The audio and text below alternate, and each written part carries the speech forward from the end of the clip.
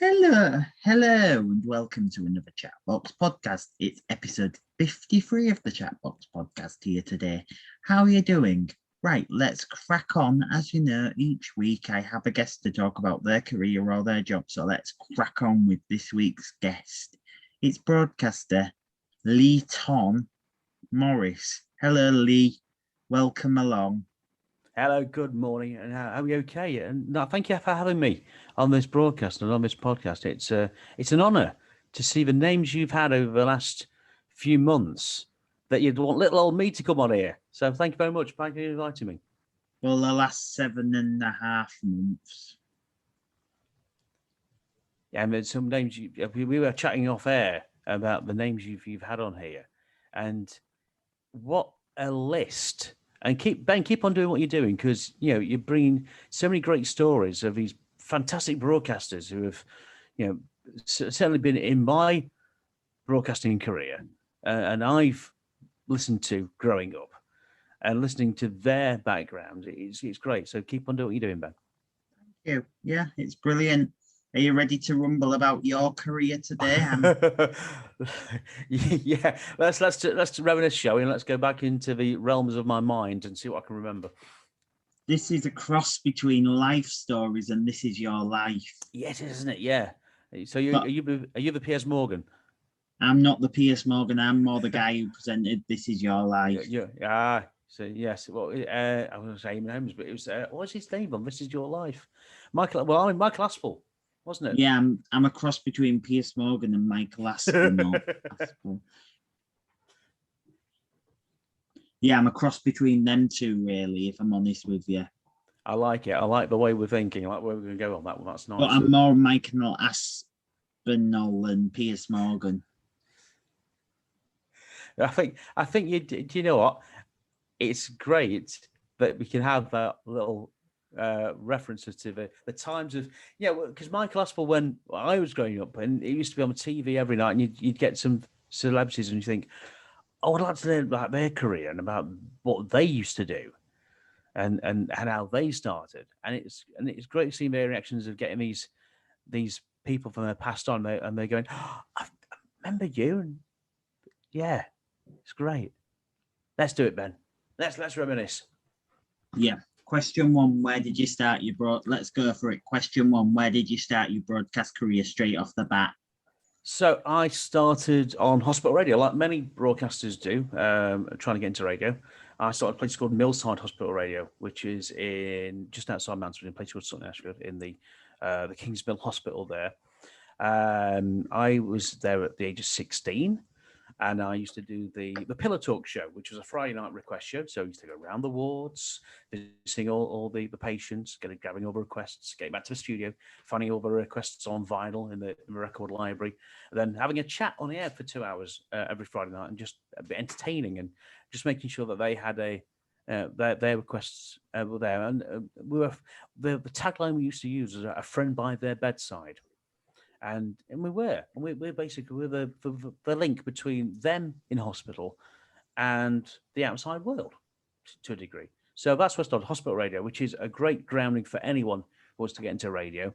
Do it because you learn so many skills and so many chances to be you. So hospital radio is a great starting point for any broadcaster. Yeah, brilliant. And one of my good friends just put something up as well a few days ago, because it was a few weeks ago, Stephanie Hess' birthday, as I say. Yeah. I wish her happy birthday. And I know a mutual friend of hers, Dave Nightingale, and she's one of my inspirations. Sorry, getting sidetracked.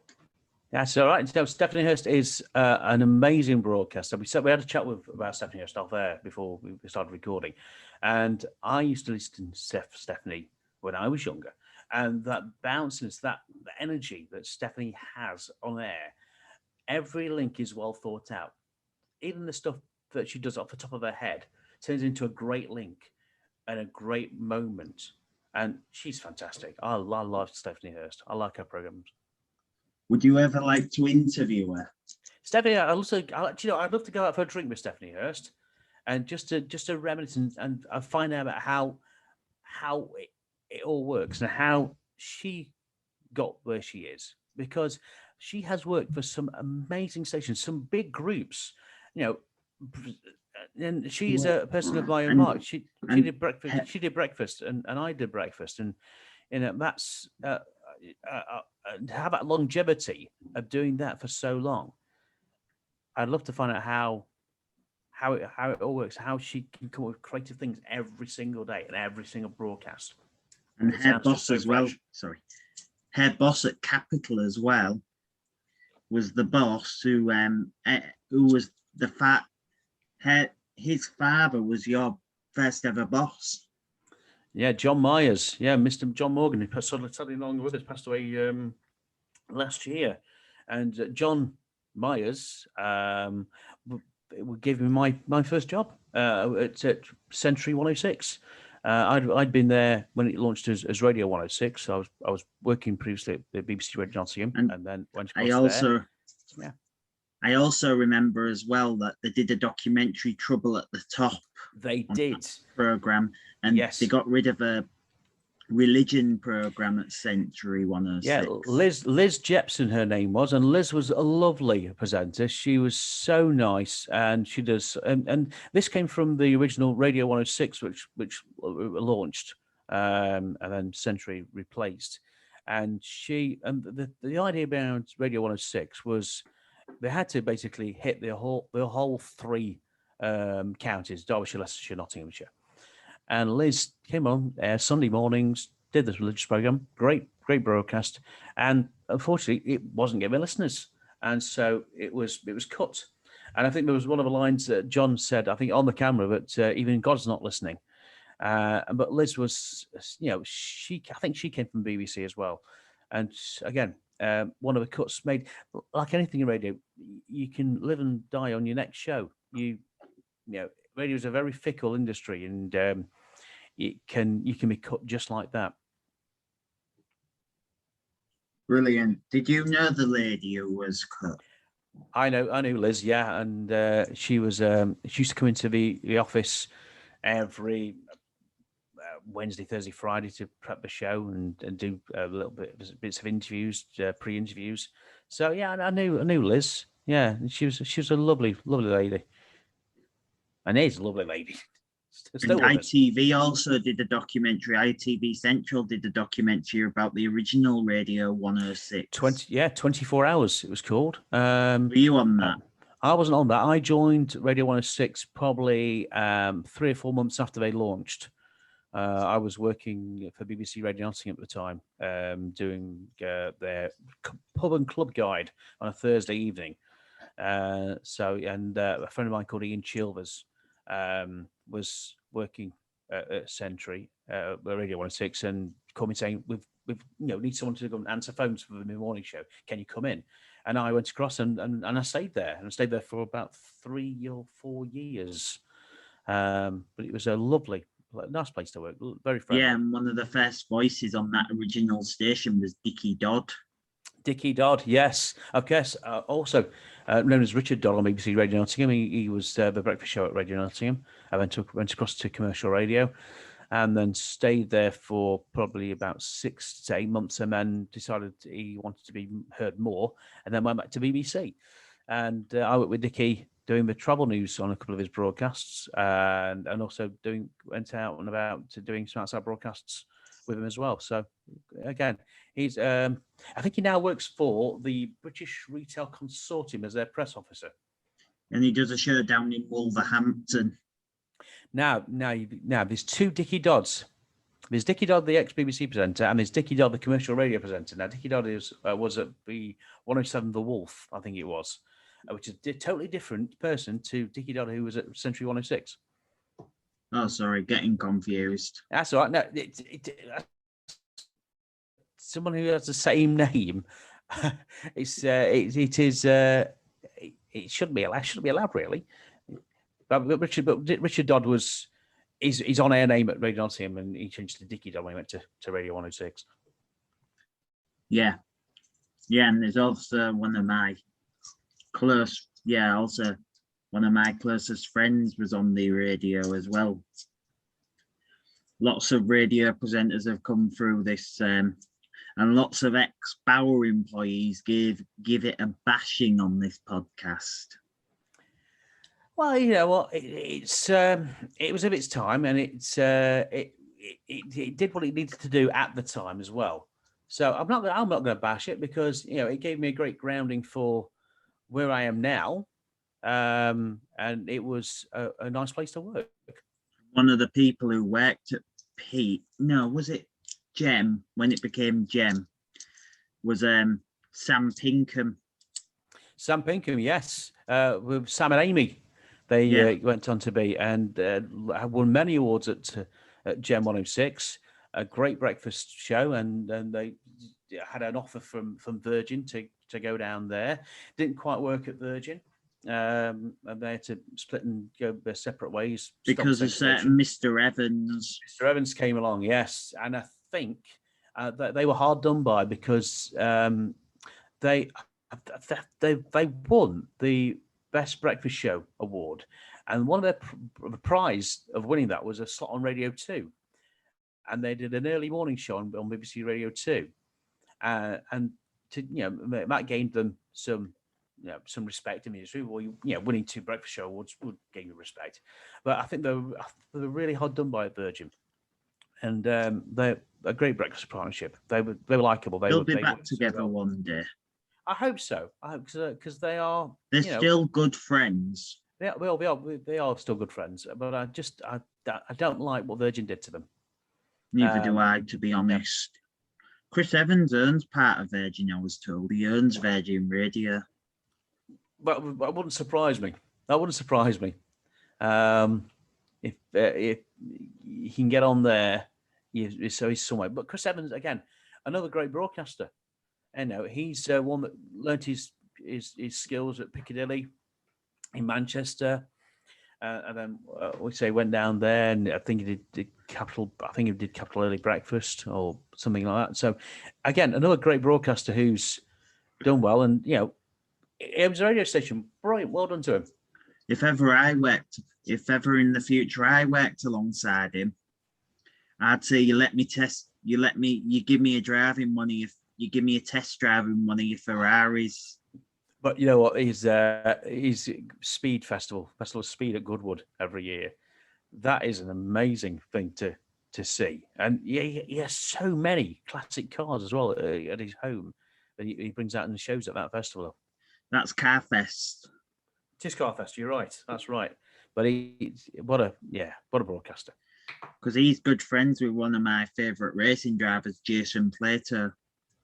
Is he? Well, you know what? If you own classic cars like that, I think everyone, has a link to someone that they can relate to. And I think Jason Plato, and again, he's probably got a collection of cars himself, which they probably go out and have a ride together each weekend.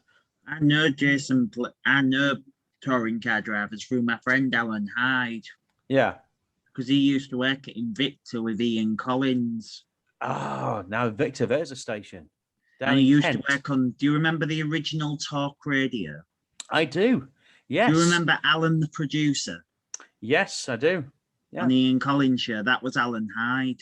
Ah, well, I used to, when Talk Radio launched, Jeremy Beadle was on there. So I think it's Sunday nights, Jeremy Beadle. And I got a chance to go on air with Jeremy Beadle because his producer was a guy called Mark Bingham, who he was friends with.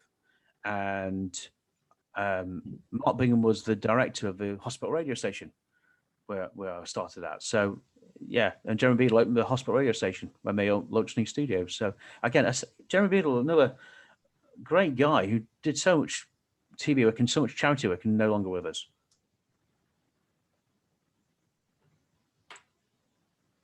Yeah, that's brilliant. Yeah, that's brilliant. I've just been dealt some news actually that I was just reading a text, about the show that I'm doing in a few days. Yeah, and that was all. Yeah. Question 2. Let's move on to question 2. Who were your inspirations in broadcasting growing up? Steve Wright, I think, was my inspiration. I just loved his energy he had on the air. Also, from commercial radio, growing up, I was listening to actually a guy who I work with now called Bruce Edwards. I used to listen to him on the late night shows. I used to do it on the Hallam, Pennine, and Viking network on the Superstation. So I used to listen to Bruce, and I'm so happy that I'm actually working with Bruce at TX1 Radio. Other ones I used to listen to. I used to listen to the stations from Radio Luxembourg, Atlantic 252. I used to love Atlantic 252. Pizza Man, Gary Wilkinson, and the guys that came from the station in Tring in Ireland. So they were my inspirations. I think Steve Wright is someone I look up to, and I like his energy that he does and how he goes to America every year and to get new ideas to bring across to make his show always sound fresh. And it always does sound fresh, and it's always an entertaining listen. And people do, call Steve for what he does, always mentioning, a great show and all that lot. But you know what? I think he's had his success, and he deserves it. He deserves everything he gets because I think he's such a great broadcaster. I was told in interviews he doesn't like to talk about the Radio 1 days. I think the Radio 1 days, I think he was forced, because he had a great afternoon show, and I think he was forced into doing breakfast, which he didn't enjoy. I think he said this on the interviews before. He didn't enjoy, and that ultimately made him leave Radio 1 and luckily move on to Radio 2, because I think afternoons was where he sparkled. He's a great broadcaster. And I think too, from doing breakfast radio myself, you have to be so on the ball and so bouncy, so energetic, because you are basically the wake-up person for your listener. If you're down in the dumps and feeling low, and that comes across on air, your listener's going to feel that way as well. So he tried, and I think he managed. I don't know if he managed about a year or so, but afternoons was where he was king of. Brilliant. Yeah. We'll move on now because I don't want to keep you for long. Question 3. What is your favourite part about the job? Favourite part about doing radio? I love being on air. It's something that I've always wanted to do. When I was born, people say I was born with headphones on. I wanted to be on the radio since a very, very young age. And I'm so honoured and privileged that I get to do that. And with so many stations I've worked for, I get to come on air. I can have a chat. I can hopefully be relatable to the listener. I can have fun with them. We can bounce off each other, and I like to entertain. That's what I do. I think, and hopefully, that's what listeners like. And I just love being on air. I think that's my favourite part about being on, and getting the listeners' responses as well. That's what I enjoy. Brilliant. Yeah, sorry, I was just replying to someone from Carl Kingston. How is Carl? He's living in Switzerland. Is it on the Germany border he's living at? Germany and France border. Yeah. So Burin or somewhere. Yeah. He's done well for himself, Mr. Kingston, from his days at Hallam and Viking. And he does come back to the UK now and again. And again, another legend of a name from this local area. Have you ever met him? Never met him, but I used to listen to Carl and in his in the stations. And again, someone who's made a name for himself within the area. If you mentioned the name Carl Kingston to a certain age group of listeners in the area, they'd go, "Oh yes, I remember listening to Carl Kingston. What great!" He mentioned something that he used to do, and that's a great mark of a true great broadcaster. If you can listen to something that they've done in the past, and you can recall it straight away from just hearing that name. I accidentally told him a load of guests who'd be interested in his dance show, their top 5 dance tracks. I said Stephanie Hairston, James Whale. Bless him. He's a very humble guy, and he knows his stuff. And they were looking for a Leeds legend. I know Stephanie Hurst wasn't born in Leeds. No. But Leeds listeners know who she is. Of course, because again, Hursty's Daily Dose was synonymous for that area, especially is it Galaxy that was on there and Capital. The good shit Galaxy and Capital, yeah. And then she took a few years out, and then for mental health reasons, then came back to the BBC. But again, it's a name, and everyone knows Hursty. Hursty was, again, someone who puts on a fantastic show. I mentioned this earlier. I don't know if I mentioned myself there or when we were started recording. But again, Hursty has that mind, that quick wit. Every word spoken turns into a great link, a moment of radio history. I love Hursty. I love Steph. And she got that off probably Neil Fox and Bruno Brooks, people from the past. Yeah. Every broadcaster takes something from the broadcasters they've listened to previously. So I don't know if you've ever heard Bruno on the radio. I used to listen to Bruno Liz every Saturday and Sunday morning on Radio 1. And then they used to have such a laugh, and that they used to bounce off each other so well. And again, Bruno did his show on EMAP, as it was, on the regional stations. He did it from Radio Air. Yeah, but he also did it from his. I said it was Radio Air. He did it from Millhouse, from his home studio as well, down in Surrey. I think it's in Surrey. But yeah, he's again someone who's rolled with the times and found a good niche in a good business mind, Bruno Brooks. And he's found a niche in the in-store radio market, and he's grown that business. Something that Glenn Pinder does similar. Yeah. Again, if you can do that and you can find that niche, well done to you. I applaud you, because there's so many avenues that are dwindling for broadcasters at the moment, because stations are being bought out and networks are growing and groups are networking, which is the bane of my life, and I don't like it, because so many great broadcasters are being put to the wayside, and they shouldn't be, because the big bosses think, and rightly on their account, they may think that they can broadcast one station, one show to the whole nation, and it doesn't fit with local listeners. Local listeners like local input, local features.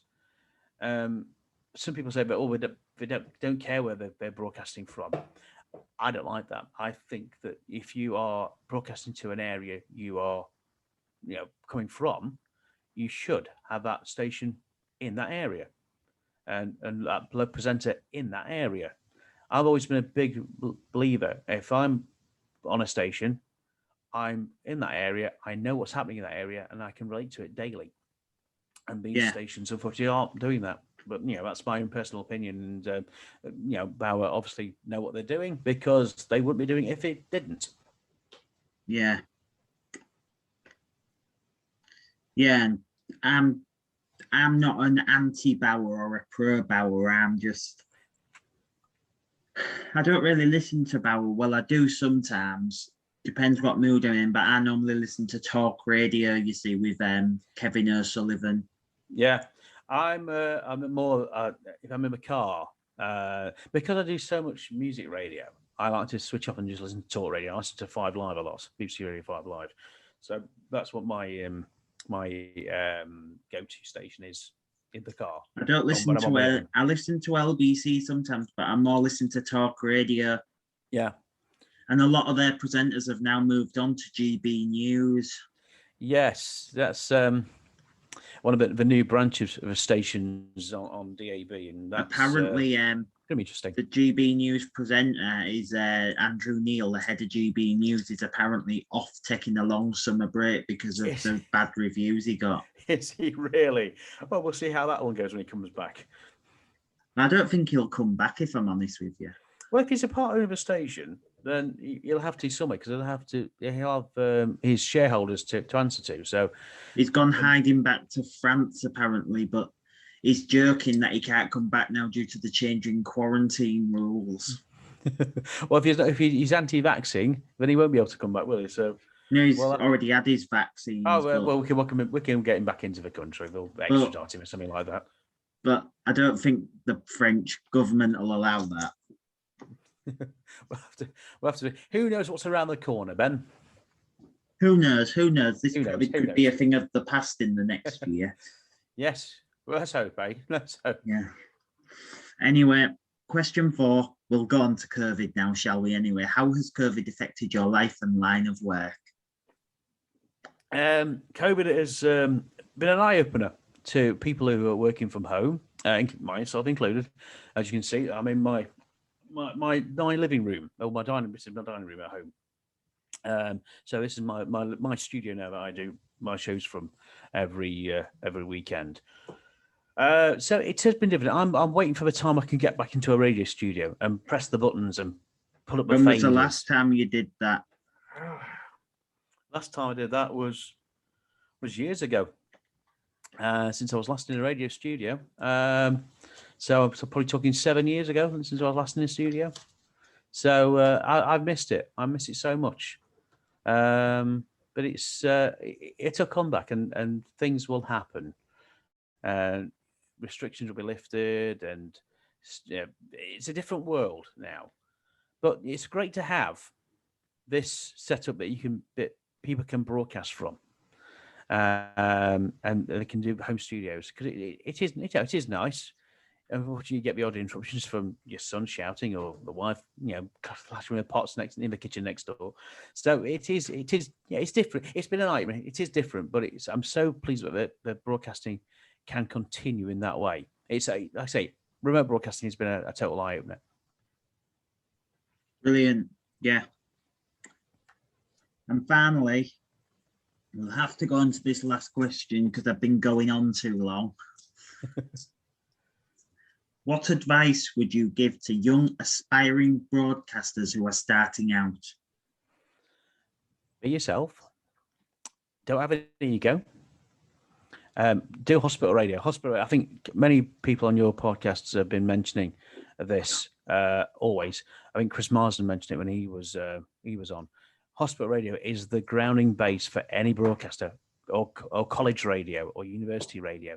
If you want to get into radio, learn your skills there because that is where you pick up your techniques. That's where you can hone your skills.